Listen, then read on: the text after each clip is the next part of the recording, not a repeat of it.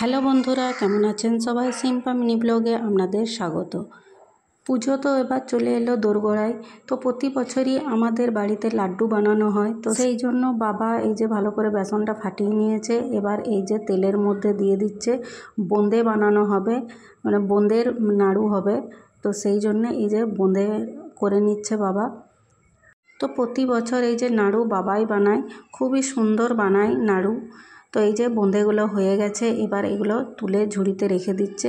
তো এইভাবে বাবা সব বেসনেরই বোঁদে তৈরি করে নেবে। এই বোঁদে তৈরি করার জন্য বেসনটা কিন্তু বেশ ভালোভাবেই ফাটিয়ে নিতে হবে। বেসনটা ভালোভাবে না ফাটিয়ে নিলে এই বোঁদেগুলো ঠিকভাবে হবে না। তো এই যে বোঁদে আমাদের তৈরি হয়ে গেছে। এবার এই যে বাবা হচ্ছে গুড়টা ফুটিয়ে নিচ্ছে। তো এই গুড়টাও বেশ ভালো করে ফুটিয়ে নিতে হবে গাঢ় করে। এই যে বাবা গুড়টা নামিয়ে নিয়েছে ভালো করে ফুটিয়ে। এবার এটা খুন্তি দিয়ে হালকা করে নাড়িয়ে নিচ্ছে ঠান্ডা করার জন্য। তো এটা তো আর গুড় এত সহজে ঠান্ডা হয় না। তো কিছুটা গরম থাকতে থাকতেই এই যে বোঁদেগুলো দিয়ে দিচ্ছে।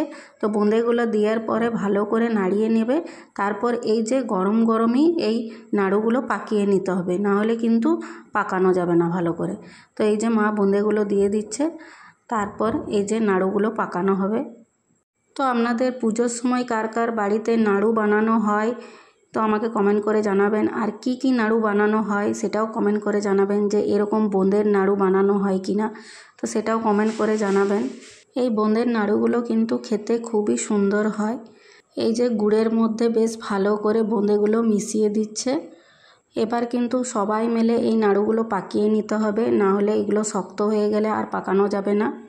তো আজকের এই বোঁদের রেসিপি ভিডিওটি আপনাদের কেমন লাগলো সেটা কমেন্ট করে জানাবেন। যদি ভালো লেগে থাকে তাহলে একটি লাইক করে দিবেন।